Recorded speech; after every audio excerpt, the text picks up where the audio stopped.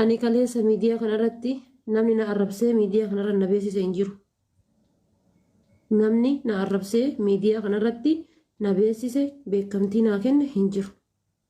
Ammallee ganda namaa arrabsee amantii namaa arrabsee yookaan matsaaf guddusii kukkutee gubee yookaan ammoo quraana gubee yookaan ammoo waan badaa tokkoon wanni hamtuun tokko wayii narraa baatee waan hamaa akkasiisaniin ummata Oromoo kana biratti beekumsa kiyya maleeyyuu yookaan dandeettii kiyya maleeyyuu beekamtii tana hin horanne. Fooloo miliyoona takka baadhadhee ka deemaa jiru kana waan badaa dalagee yookaan waan gadhee dalageetii miti. Asirra bahee nama arrabseetii miti. Asirra bahee qullaa yookaan mataarraa shaashii lafa kaadhee sirbeetii miti. Akka silaa jechaatiif arrabaatiif gochaatiif haasayaa namoota tokko tokkootiif unkaan shaashii lafa kaa'u miti qullaa mulqadhee qaata karaa gubbaa dhaabadha. Garuu horee karaa baheettis karaa galeettis rabbinaa wajjin jiraan. Yeroo kamuu rabbinaa waliin jira. Amantii xiyyeerratti dadhabduu ta'u soomaa salaata xiyyeerratti illee dadhabduu ta'u ana garuu rabbii yeroo kamiinuyyuu gafuurur rahiim ana ladda jira. Eenyu na kuffisuu hin danda'u, eenyu na cabsuu hin danda'u yoo rabbii tokkicha na gubbaa jiru kana tokkicha taate malee. Asirra taa'anii dhufanii jechuudha. Anama yookaan warroota gastiira jiran kana jechuudhaaf osoo hin taane isiniif jechuuf osoo hin taane asirra dhufanii warroonnummaan kaleessa na arrabsan warroonnummaan argaa kan koo hin feene gastii kiyya seenanii puush si godhanii as teettee obboleessa haadha faaxeetitu jecha akkasii namaan jedhe akkasiin jedhan hin barbaadu. Obboleessa isiitituyyuu jechoota akkasii jedha. Obboleeyyanuu manuma banattee nama arrabsaa oolti. Obboleeyyanuu akkasuma gooti. Si'ii fi abdiidhaan illee hawwanni jechuu barbaadu.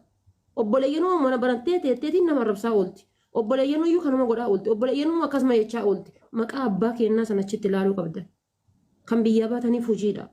Atis ka biyyaa baateef hojiidha.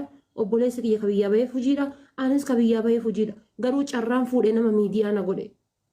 Carraan fuudhee nama miidiyaa na godhe. Kan baateef hojii kan keetiif biyyaa baate. Siigalee kaleessa miidiyaa kana fayyadame anatu diffeendi sirraa godhanaan jettee gara miidiyaa nan qajeelchine. Ofii kiyyaa miidiyaa kiyya banadhee silkii kiyya bitadhee intarneetii kiyya chaarjeffadhee gara miidiyaa dhufe yaani. Sirriidha. Ani yeroo kamiinuyyuu dhimma naggaluu irratti si dhukkubsaa? Yaa dhimmi kiyya si dhukkubsa dhimmi kan kee ana dhukkubsa nan beeka. Anadha haga hagana arrabame kan hanga hagana godhame kan waggaa 6 miidiyaa kanarra jira guyyaa takka yookaan abbaa kan kootitti abbaatti qaanfadhuun qabu haadhatti qaanfadhuun qabu obboleeyyan itti qaanfadhuun qabu hundi isaanii yoo laalaniitiin jedhani maashaallah kan irraa jedhan malee haa'uus billaa kan irraa jedhan hin qabu jechuudha.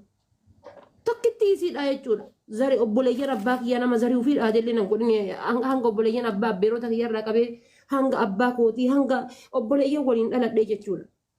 Gin maal innin bakka akkaataa miidiyaa kanaa hin beekamu. Ana arrabsanii obboleeyyan kan koo maa arrabsan. Anuma haamataa keessa tumanii, anuma haamataa keessa qu'anii, anuma naa waan barbaadan jedhanii. Yoo barbaadan garaa lafan na garagalchanii haa na fidanii, yoo barbaadan dudda ol garagalchanii na haa fidanii. Ana rakkoon qabu ana takkitti gara barbaadanitti haa hambisanii ka jedhuun guyyaa takka suuraa maatii kiyyaa asirra poostatee hin beeku. Guyyaa takka dogongora keessa wannumaan feete osoo jiraate waggaa 7 haati faatee suuraa maatii ofii postatteerti. Dogongora keessa guyyaa takka dogongoree suuraa maatii kan kootii postatee hin beeku. Maaliif maatiin kan koo akka arrabamu hin barbaadu? Maatiin kan koo akka waa jedhamu hin barbaadu? Osoo wanni dubbadhuu fi akki ta'u hedduu natti jiru kan eenyu na daangessuu hin dandeenye. Adda heerumee jaarsa wayiin qabu maatii kiyya bira beera aandareejjii keessa bahee jira akka barbaade osoo ta'uu danda'u. Fireendii barbaade qabadhee akka barbaade osoo waliin ta'uu danda'u. Akka barbaade jiraachuu osoo danda'u maqaa maatii kiyyaatiif jecha mataa gadi qabadha. Maqaa maatii kiyyaatiif jecha gadi jedha.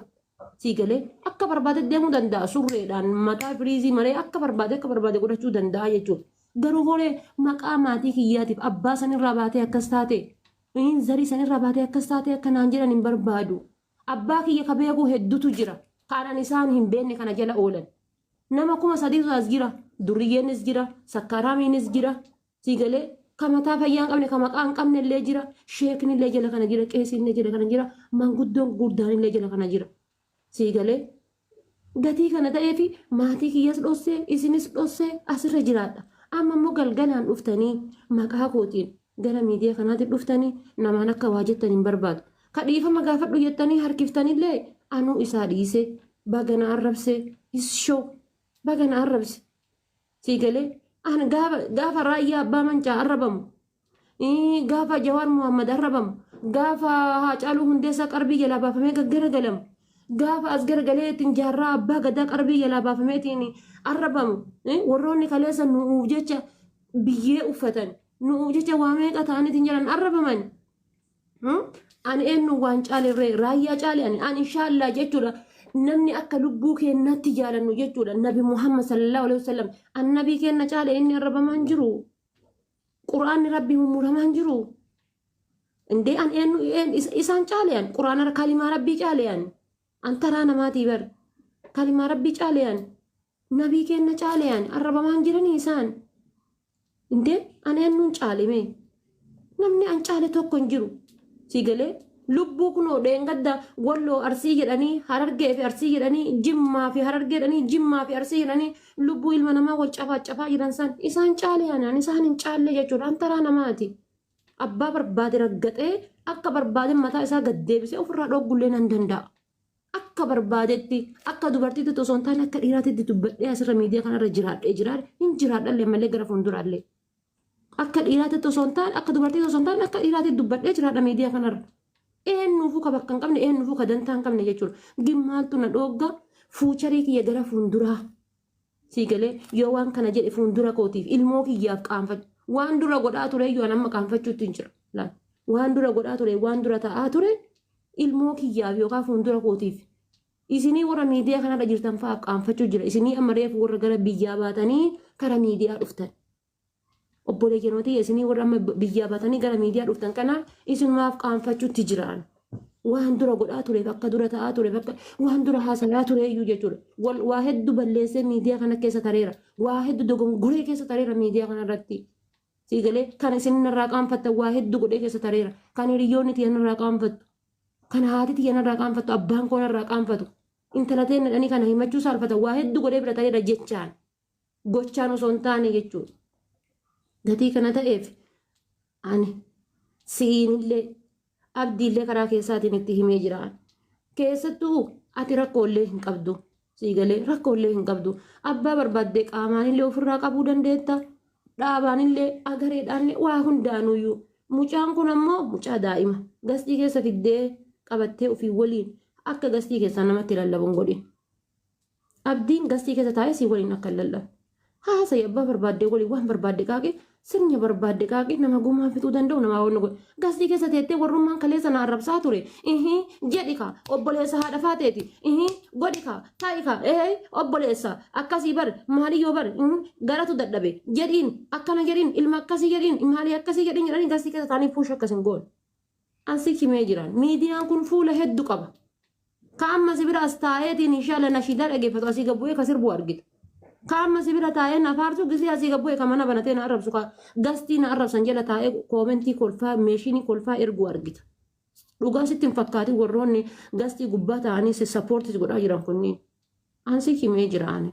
Hadhana lalleessi dubbachuu illee barbaadu karaa lafaatitti illee si bilbila obboleessa kiyya waan gaarii irratti arguun barbaada siigalee waan gaarii irratti arguu barbaadaan laal.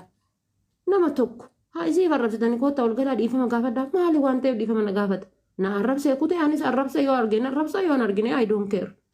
Daangaa walii qotan namoota harii walii qotan. Eessan na arga eessatti isa arga.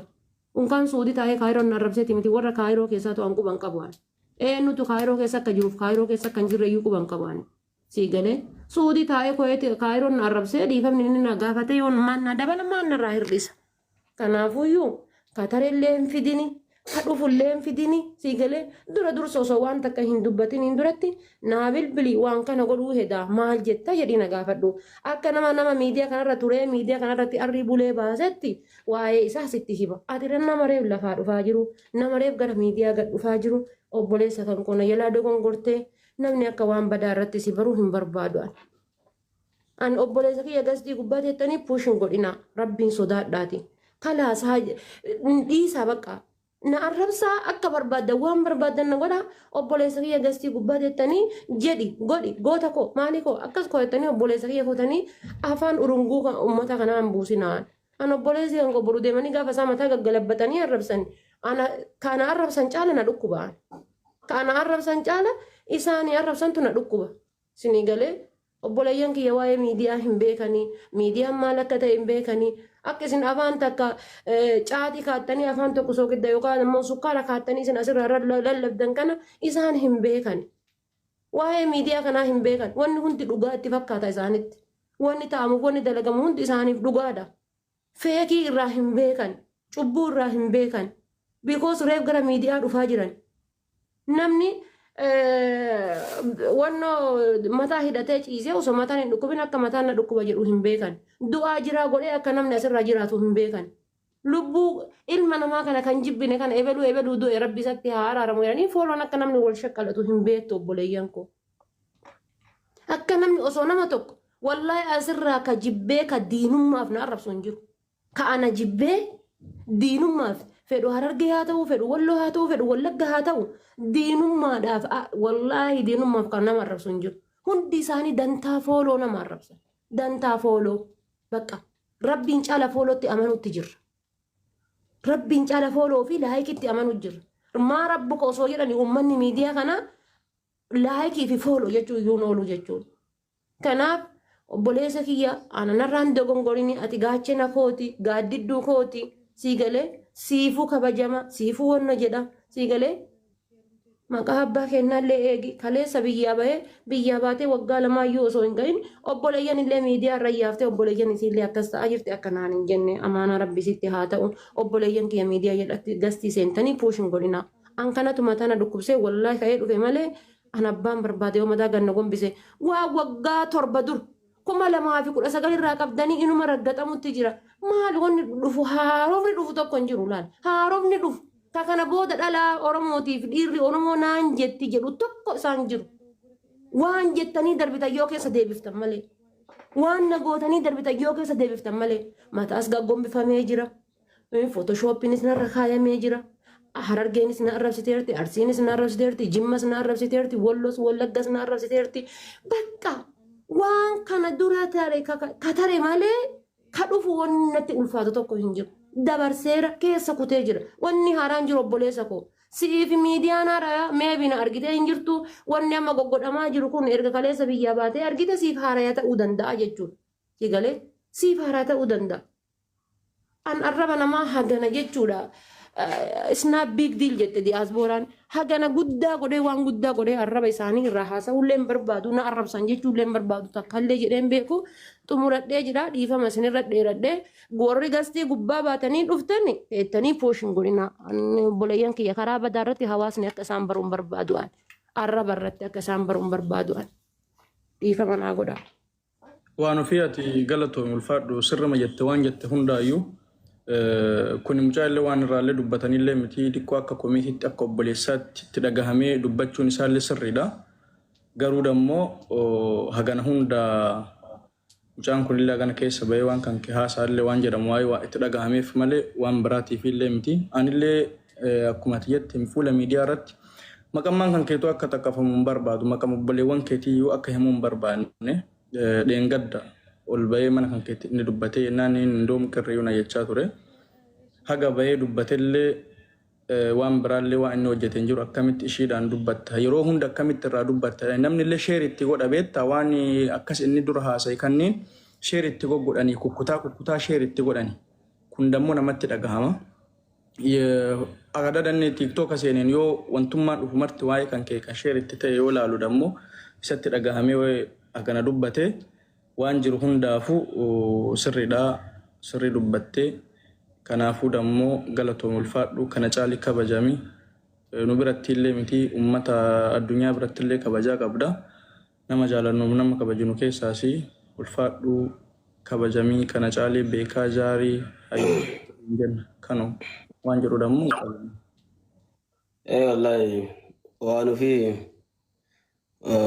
hunda dura wallahi baga jiraatee adda kabira ammoo kagara kiyya kamu kamale wallahi saatuma bilbila laalu jon kabuju biyyatti jechuun agama doyoon eegana onna jedheeti profaayilii isaa homanni fayyadamu mulu hin jiru footoo ofiitiin fayyadamu suuraa ofiitiin waamanaan hin fayyadamu jechuudha hin beeka bareechee bataamitti aguma dhufee onni jedhellee hin fayyadamu gadi hin dhiisu footoo ofiillee viidiyoo ofiillee gadindis jala gasiname aga dumarra yo laalame jedhame onnen jedhu hin fayyadamu waa posti uriiti naarga maali guyya takka nama tokkichaanu obboleettii isaati obboleettii yaati faale waa akkana kanneen hin qabu inni mulle nama biratti illee hin dubbatu isin illee ammoo akkasuma wallahi namni sila akkuma miidiyaa kanarra nama dhala namni miidiyaa kanarratti yoo bakka ani homa qabne kana illee qabaa jedheetu bakka homarki qaaqabne jedhe ebaluun kun qabaataa nama beekan homa miidiyaa kanarraa laallamuu hidhamuu baate jechuu barbaadeeti maaliif namni ilaalu yoo asirratti akkuma arge qaaqee namni yoo tuttuqee qaaxxee onni jette si aarte miira kee seente miira kee seensee yoo isin aarte qaaxxee bakka onni jette nama bakka agartanii maatii hin qabneef nama hin qabne itti fakkaata wallahi maali namni persentii 100 keessaa persentii 5 hin qabu namni waa akkana kana irratti onni jechuu waan ofi wallahi hunda dura uummata Oromoo galatoonfachuuf barbaadeesiif jechuu uummata Oromoo wallahi kabajamaa ulfaadha akkanumatti dhugaa faana deemaa jaalatin jechuu barbaadeeti nama ammoo waan hin taane agartanii waan odoo ilaale obboleettii isaan irratti hojjetame odoo yookiin nama kan kee irratti yookiin irratti hojjetame hin jaalanne nama san faana deemtanii nama san faana harka dhuuftanii fi yookiin ammoo jabaadhu maalii kenna jechuufi dhiiftaniiti. Tiiktaakii kan inni fayyadamaa jiru tiiktaakii isa guyyaa takkatti irra gubuu hin danda'ama nama seera waan bada miidiyaa irratti hojjetame ijaaru irra gubuu hin danda'ama nama meeqa sadii gira fakkeenyaaf nama 3,000 sadii gira namni 3,000 kun riipoostee odoo irra godhe gubuu hin danda'ama tiiktookii kanaan maqaan makiyyaatti fayyadamaa jiru jechuudha. Report odoo irra godhe jechuudha. Report odoo irra godhe namni kunneen mul'ummaanu battaluma gubate tiiktokiin kun harka irra dha'uu dhiisee jechuudha. Waan nama sirrii hin jirre odoo akkas godhanii nama haga lamaa sadiitti itti mul'isee nama wannoo gurguddaa qabaatanii kaa'ee ilaale ofirra fincaanii jira ilaale albaatiin ka homattuu hin jirre jechuudha. Kanaaf ammoo odoo itti mul'isanii akkana kanneen argisiisanii namni dhufeeti anjaba ammaali waa akkana kana jedhu isinii galee waa akkana kana doo akka nuti fudhannee waa akkasii hojjannee jechuu barbaada akka nuti illee sin caalallee hin beeku kabraa ammoo kamu akkuma waan ofii siin jette obsi odoo kaama akkana si godhaallee si beekaa akkuma bakka alaale odoo jiraattee yookiin si bira jiraatee waan gootullee hin beekta si galee ol beekna waan ta'eef jechuudha waan gootuu miti akka barbaadde qonna jechuun dandeetta si galee. Kan ammoo waan ilaale kun waan afattuu deemu waan duba deemaa fakkaatu kana reefa gadi faana yoo niitte ammoo waan jira. Kabira ammoo Oromoo nama kana nama wallahi bineensa fakkaatu kana maaloo qaba yaani geemii kun